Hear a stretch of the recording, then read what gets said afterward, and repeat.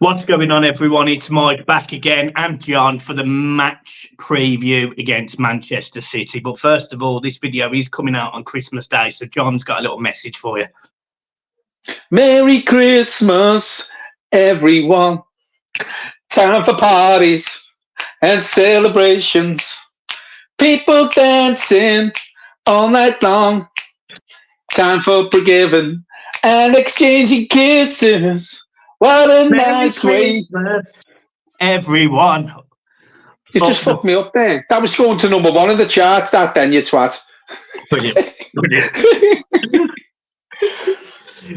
Yeah, Merry Christmas, guys. I hope you have a lovely day. Spend some time with your family. And remember, look, if you are struggling today, please reach out to someone because there's lots of people Reach who will. out, darling, reach out.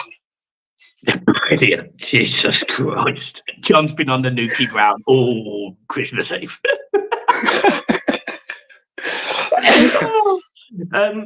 John, serious now. In the game, Manchester City, Goodison Park, the fortress that is Becoming. That's the right word. We come off the back of the Spurs game. We played really well. If you take the first 20 minutes out, we played really well. We were the better team. The Spurs fans online have even said how good we were. Yeah. So winning 4-0, we beating City 4-0. I don't think it'll be 4-0. But listen, there's probably not a better time to play City. Their form's hot and cold. They just come back, obviously, from this World Club competition that they were in. So, obviously they're going to be tired from that with a bit of luck. I know they've got a couple of days break and what have you, and they didn't have a Premier League game this week. But whether the Everton players are tired or not, Michael, I think the way the Everton players are going to be feeling with the performances they're putting in, that's going to give them an extra lift, and they can come back into this game off the back of that performance against Tottenham, which we've spoke about it. We've had so much praise from the Tottenham fans online, praising the club, praising the fans. We appreciate that because it's nice to hear that from, an opposition fan. So that was great to hear. Thanks very much, Tottenham fans. Back to the game. I go into this game probably as confident for a long time as going into a game against Man City. Confident that we can get something out of the game. The performances have been good. Okay, Fulham was a bit of a low in the Carabao Cup, but the league performances following on from the Tottenham game have really, really improved. So I go into this game confident that we can get something from City. I'm not scared of playing City at the minute. I'm not. I listened to James Garner's interview after the game yesterday. The players aren't really fearing anyone at the minute, and that's good to hear. The fans aren't fearing playing anyone at the minute, and it's because of the run of form we're on in the Premier League that we can go into this game feeling like that. Yeah, John, I completely agree. And when there's players who, we've had injuries, and when players come back into the team after having injuries, Mykolenko, he'd been out for 2 or 3 games. Andre Gomez had been out since, last season. These players come in and they all sort of know what they're doing. They all get on with it. They all put a shift in. And apart from the first goal for Spurs yesterday, where I did think Mykolenko was caught out of position, and I did think Tarkowski left his man in the middle. I thought he was great again. He put in a really good ball for Calvert-Lewin. He put in some really good crosses in general, some decent link-up play. Look, we know he's not a brilliant forward, but he's a great defender, and he's working at going forward. You can see he is. And then Andre Gomez, he comes in, and some of the passes he was spraying around yesterday, he was Everton's man of the match by a mile. I was impressed still with James Garner. I'm always impressed with James Garner, but Andre Gomez, for me, he was looking at those passes, things that me and you had mentioned the week before. It's positive because I do think if we just had a little bit more pace and we had a little bit more guile going through the lines, I do think with a player like Gomez picking the passes, I do think we could really hurt teams. Jack Harrison, he gets... Andre Gomez plays a beautiful ball in between the whole Tottenham defence. Jack Harrison's in, but his first touch is woeful. He's Mm-mm. woeful. There was that one where Andre Gomez delivers the ball up the wing and Mikalenko just gets it stuck in his feet. We're going into games with players who haven't played much, who are literally doing what Sean Dyche said, playing for the shirt, sweat on the backs. And it's really positive when they especially in Gomez's case, they haven't played loads of games, that it's drilled in. They know what they've got to do. They know their job. And that's on Sean Dyche for me. Well, that's what Sean Dyche said after the game yesterday, in his post-match interview. He said he did say to Gomez in the summer he wants him in and around the team, and he wants him to be part of the setup and part of the team going forward. Yeah, okay, he's got over injuries by looking at it, and then obviously he's broke down or what have you. But Sean Dyche spoke positive to him in the summer, so obviously now he's got that chance to play him. He's given that hour or whatever he gave him yesterday, and he fitted in as if he hasn't been away, Michael. Yeah. And as you've quite rightly said, he fitted into Sean Dyche's thinking, even though he hasn't been playing. Sean Dyche's mould and setup and the ideas he's getting into the team. And that is credit to Sean Dyche, because I said this about Michael Keane, and I also said it about players who haven't been playing regularly. They're not spitting the dummy out. They're coming in, they're doing a job, they know what job they've got to do, and they're fitting into the setup and they're fitting into the forward thinking of the club and into the manager. So it is positive. Listen, we're not the best footballing team in the world. We're not. But it's so much better than what we've watched in the past with these players coming in, because the likes of Gomez and Michael Keane, if they were under any other manager, they probably would have just come in and thought, well, I know I'm getting fucked off anyway, so I can't be asked. But no, they haven't got that way of thinking. They're coming in with the mindset, whether I'm going to be here or not, I like the way Sean Dyche works. I want to play for the fans. I want to play for the shirt, what Sean Dyche said. And they're doing that. They're coming in, they're getting into the setup, and they're giving performances, and they're coming off with sweat on their shirt, knowing that they might not play for another 6 weeks. Yeah, you're spot on. And when we go into this game, it's give us a dilemma. Now, obviously, Mikalenko starts. That's no doubt. He come in, he did a fine job. But Andre Gomez has gone from being, definitely on the bench to be honest, I probably would start him over Garner Guy. I probably would start him over him. Even I know he's injured, or I know he picked up his knock. I don't know if he's fit or not. And obviously, Sean Dyche's press conference for the game hasn't come out by the time we've recorded this. But for me, I actually start Gomez. I actually start him personally. And I know it's bold. I know it is. But I honestly think if we start Gomez and you start Danjuma on the one side, I honestly think I'm excited. I'm actually excited to have a go at City. Yeah, I think... I don't think he throws Gomez in because he is careful. Unless he has to. Unless Garner Guy is out and he's got no other really choice to put Gomez straight in, because he's the one who we come on for. So unless his hands is pushed to bring Gomez straight back in, and if Garner Guy's out, then we all know Sean Dyche does take his time with players who've been out for a while. He done it with Calvert-Lewin. He nurtured them back. He did bring them back slowly, and he didn't throw them straight in. And we're seeing that now with Calvert-Lewin. I will say it again, not on his performances, but he's not injured. So, he done it right with Calvert-Lewin. If his hand's forced, I do think he does bring Gomez in. If Garner Guy is fit, I do think Garner Guy plays, and he's going to bring them back into the fold slowly. But I'd have no problem with Gomez starting against Manchester City after that performance yesterday. No problem whatsoever. It's mad. And, when you actually look at we've got a few injuries. We've got Takor out, and it looks like it might be a bit soon for him. Garner picked up a knock, so we don't know if he's available or not.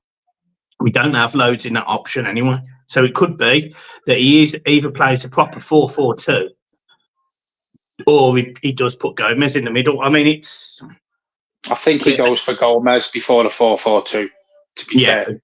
Agreed. Sean Dyche doesn't really do it, does he? Well, it's funny, isn't it? Because he did do it at Burnley, and he doesn't do it at Everton. Yeah, I think it's because the different sort of players he's got at Everton, Michael, and the sort of football he had to play at Burnley. Because what we're watching at Everton now, and we were worried about this when he come in, Yeah, we thought it'd be Burnley style football, big hoop up the pitch. Everton, at certain points in the game, I mean, I think there was one the other week we scored after something like 29 passes. That's 38. not Burnley. Yeah, that's not Burnley type football. But again, I'll reiterate what I said before. We're not blessed with the most skillful, best team in the world, but he's getting the best out of these players. And these players, no disrespect, are a better squad of players than what he had at Burnley. And it's showing because he's mixing it up. He's got players where he can mix it up.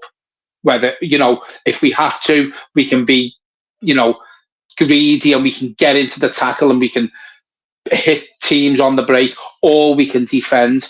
At Burnley, there was really only one way of playing with that squad of players he had. So I think that's why we are the way we are at the minute. We're putting good performances in and the players are coming in. We have got players who can play the 4-4-2, but he won't do it. Well, the other position, actually, do you know what? I'm just gonna go and wheel off my team. So Pickford in goal. If I'm not mistaken, Ashley Young is back, isn't it? Yeah, I think yeah. So we'll go Ashley Young, Braithwaite, Tarkowski, and Mikalenko. Patterson has been fine, but I actually do see why Ashley Young is starting games. I'll go with Andre Gomez in the middle because I doubt Garner's going to be available after picking up a knock yesterday and being fit. I think it was just hamstring, Yeah, I just can't see him being fit. Yeah, he won't be fit. So it'll be Gomez, Garner, as in James Garner, and Amadou Onana in the middle of the park. And then I go Danjuma. I'll go Jack Harrison, and I still, just because he did score, albeit it was disallowed, but he did score, I put Calvert-Lewin up front. But I do need to see something from Lewin. I really do. What's your team, John? The same. It is the same. I could toy with the idea of not playing Calvert-Lewin because he's not giving us nothing at the minute, and I've seen people on Twitter saying he's working hard and he's not there. He doesn't have to score goals every game. Well, he needs to score more than what he does, to be fair, in my opinion. But I'd have no problem with Calvert-Lewin playing, only for the simple fact of the matter it's against Manchester City, and I don't think he brings Beto straight in against Man City in place of Calvert-Lewin. I agree with the changes you've said. I thought Danjuma was greedy when he come on, but he does make things happen. He does make things happen. So unlucky. I've seen the replay. I've seen the stills. And it hits the bar, comes down, hits his knee and bounces. That only happens to Everton. If it doesn't touch his knee, they've worked it out. If it doesn't touch his knee, goes in. Crosses the line. Yeah. So, but he does need to stop being as greedy as well because there's other players around him. If he can learn from that and bring that into his game, what added to what we know he's capable of, Danjuma could be a decent player for us because he's got good close control with the ball. He will get the crosses over, but when he's free and he's running at the opposition, when he's got options, he needs to stop being as selfish and maybe look for a better option. There was a moment in that game where I think he gets it onto his left foot and he smashes it, but it goes over the bar. Everyone has been going on about that, and I saw a still on Twitter from, I can't remember which account it was, but there was a picture and you could say I think it was Calvert-Lewin in the middle. Danjuma was there, and there was a Spurs player sort of behind him and a Spurs player in front of him. He can't make that pass. I've watched it back. And I know the moment, and I called it originally myself. I said he should have passed. If he passes that ball at that opportunity, he loses it because it goes to the Spurs player because he's running, Calvert-Lewin's running, the two Spurs players are running. If he plays that ball in the middle, the Spurs player gets it, no problem. So I now understand why he was greedy. I do get it, and I'm fine with it. But there is moments, and we saw this against Fulham. I'm going to go back to the Fulham game where he stops the ball, he jinks inside and he'll shoot, or he'll jink inside and he dilly-daddies on the ball. And what Danjuma needs to do, in my opinion, is have a right. This is what I'm going to do. I'm going to make the pass, or I'm going to beat this man and get a shot off. And because he waits, I think he's caught between two minds, isn't he? Exactly. He gets stuck. He gets stuck in his head, and he just needs that freedom to just go and do what he needs to do. If it's a pass, fine. If it's a shot, fine. Dyche will naturally drill into him that you're a forward. If you're in the right position, shoot. If you're in the wrong position, pass. But the only person that can make that actual decision is in his head. And it's a tough one. I did watch the Spurs one back, and I criticised him for it. I said he should have passed. I don't think he can make that pass. And I'll send you the tweet, John. And if you look at the picture, I think you'll agree with me. He can't make that pass because I think the one Spurs player gets the ball, but that it doesn't take away from the fact that he's looked good when he's come on. You know, he looked good against Fulham. He looked good against Spurs. And for me, he starts in this game because Dwight McNeil, he would try and pass, but he has not, in my opinion, looked very good this season. And he looked absolutely dead on his feet in his last two games.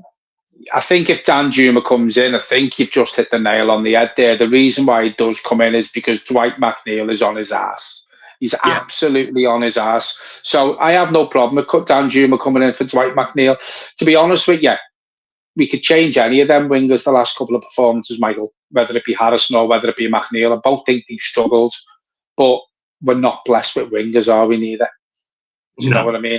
Going back to what you said before about we've got a few injuries and that centre of the park is sort of a difficult area for us. We knew this would happen.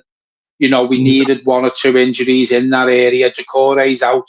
Garner guy looks like he's now out. We're not blessed with a lot of people to come into that position. So I think that's why it's a good time now for Gomez to start coming back into the fold. And hopefully in a few weeks' time, we'll have Dele Alli as well. Yeah, and that's another one really, because it'll be interesting to see if Sean Dyche can get a tune out of Dele Alli. Because if any manager can, you know, give him that feel-good factor and that love and that support, it probably is Sean Dyche. Sean Dyche strikes me as a guy that makes you work hard, but will give you Christmas Day off. We'll give you a day off for your family. Well, we'll make sure he'll put his arms around you if you really need a hug. But as a result of that, he expects 110% from you. And I love that. That is exactly the right approach. And it's perfect with Evertonians. And I think that's what the manager over the park does with them lot, doesn't he? You know, we've seen him hugging the players when they're coming on and they're coming off. But he works them hard. So you need that balance, Michael, because you just don't want to be someone who's going to run you into the ground day in, day out, not give you the love and not put their arm around you if you've put a good performance in. As you quite rightly say, I think Sean Dyche will work them hard. You know, in pre-season, they have Dyche Day or whatever it's called, you know, where he absolutely kills them. Now, if you're going to lose the respect of the players from what we've all read, what that day entails, it will be that day. You know, we see pictures of the players throwing up. You know, he absolutely batters them, but he's also got the other side to him where he will praise you. He will, if you're struggling mentally like Dele Alli was, he will speak well about him in the press conference. He will put his arm around him. So he's got two sides to him. And I think all managers should be like that. And I think we've got one who does that, as you quite rightly say. I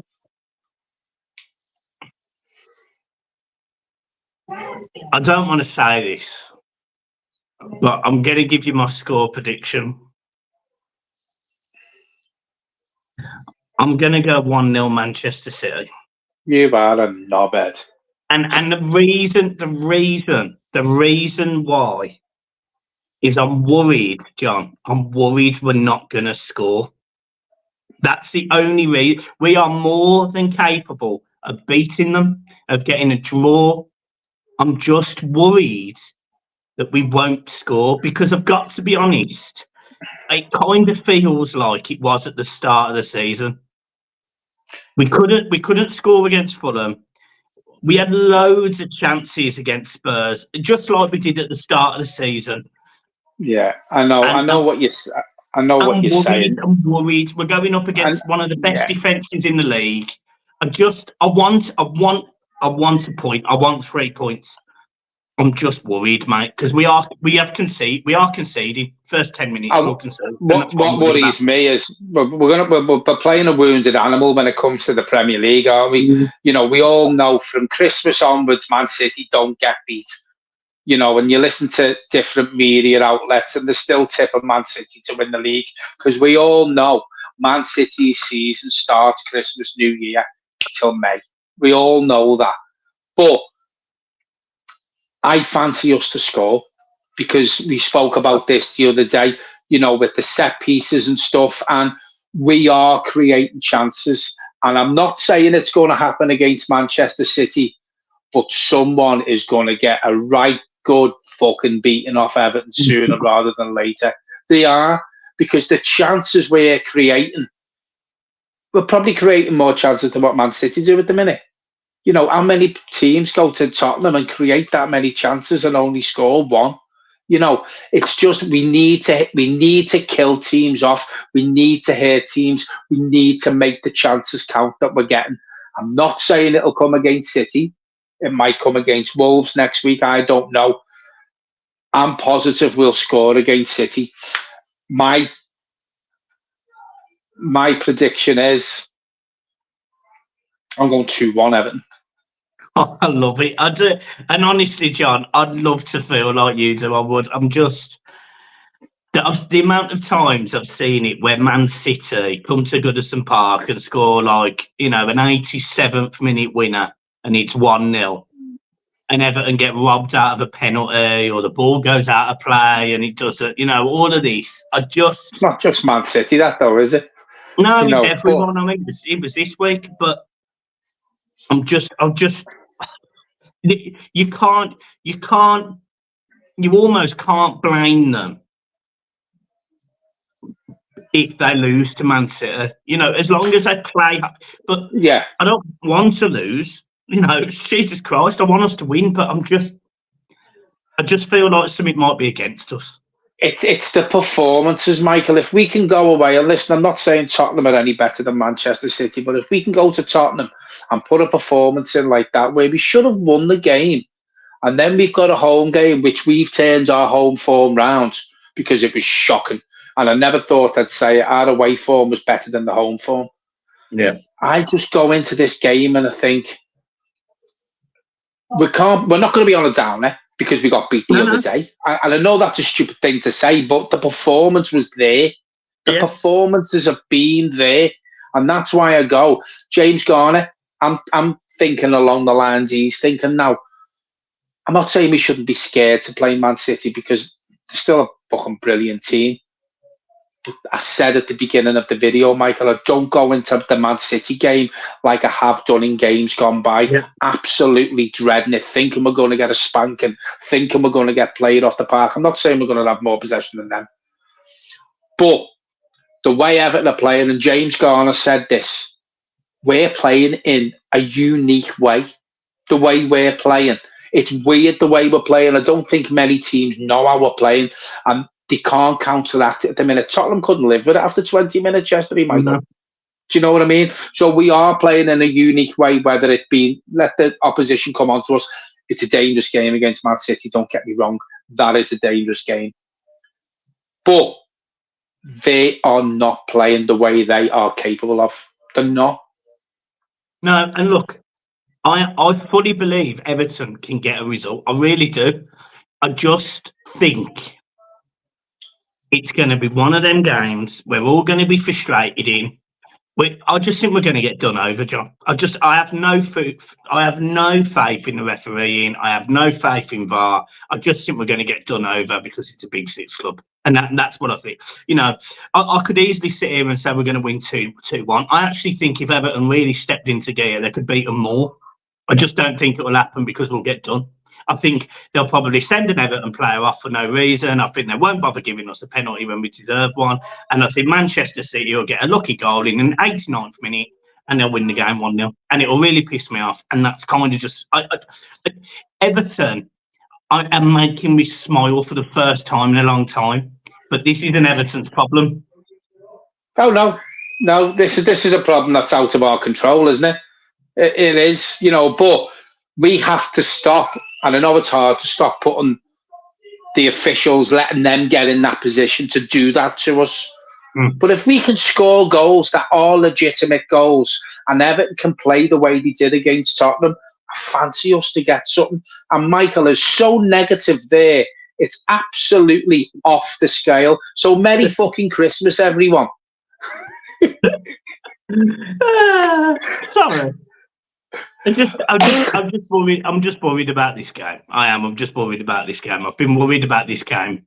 I was more confident going into the Spurs game. Like I'm going to ask you a question now before we wrap it up. You're more nervous about Man City at home or Wolves away? Because they're pulling up trees, then, mate. Man City at home. Oh yeah. Yeah, I think we go to Wolves and win. Yeah, no problem. They're pulling trees up there, mate. 2-0, easy. Mate, West Ham are pulling up trees. We beat them. That's true.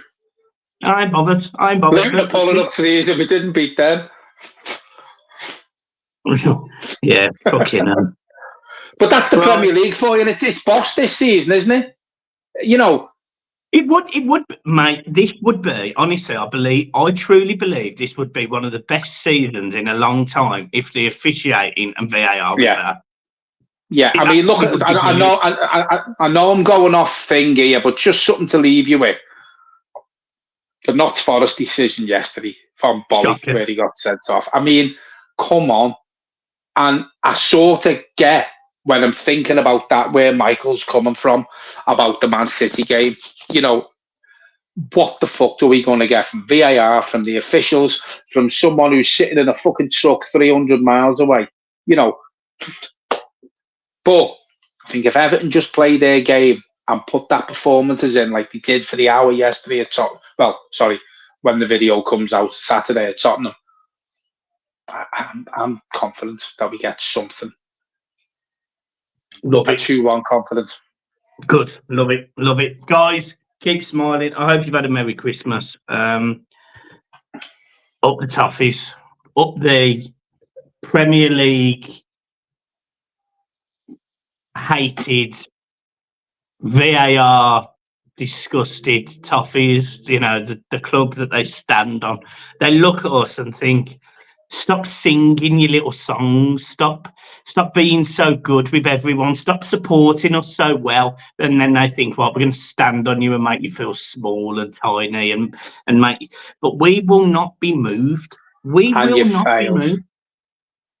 Honest to God, I can't stand the Premier League. I can't stand the Premier League. I can't stand the PGML. They've destroyed the game. I just despise them more than you.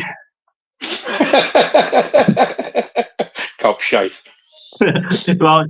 Merry Christmas, everyone. I'll see you soon. Peace. All the best, folks. All the best.